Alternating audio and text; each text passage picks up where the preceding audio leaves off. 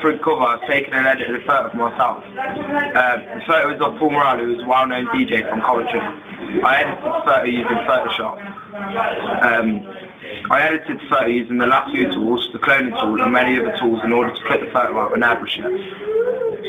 Also on my photo, I've rendered the ring in order to give it a lens flare on his ring to make it stand out. I also made the background using Photoshop. I used the brush tool in order to create the lines in all different bright colours, then filtered the layer using Wave and Liquify in order to make the lines have an effect and look good. On my front cover, I've used the slash behind my Anchorage stack. The text says Top 40 Dance Anthems. I just used the text tool and then put a stroke on the writing to add an effect.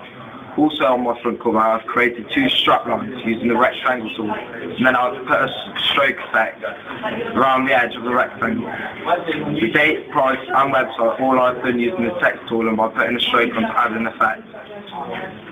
The masthead, I've used the text tool and put a stroke around this writing. This makes it stand out more. I've done the same for my bust and Anchorage stack. The colour scheme throughout the magazine is the same to make it look professional, and also looking at other magazines, I have done this very well.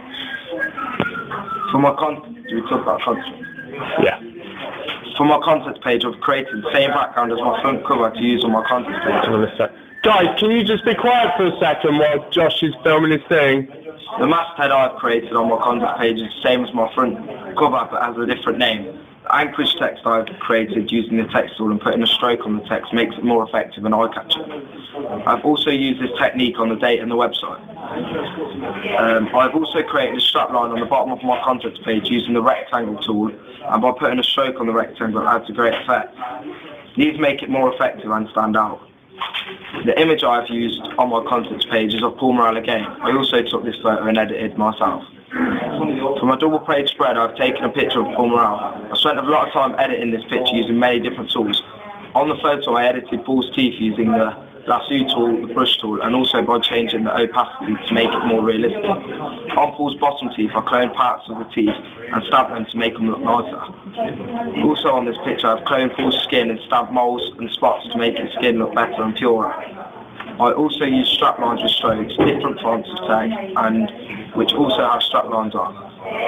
The pages also have the page numbers and website on to let the audience know which page they're on, and also let them know what the website is if they want to visit it. The magazine looks really good and professional, and I think we'd be able to choose many of these and sell them.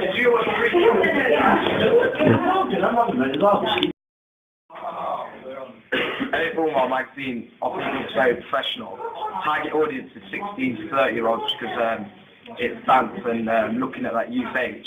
I think my magazine will sell really well because I think it's well edited and looks really good.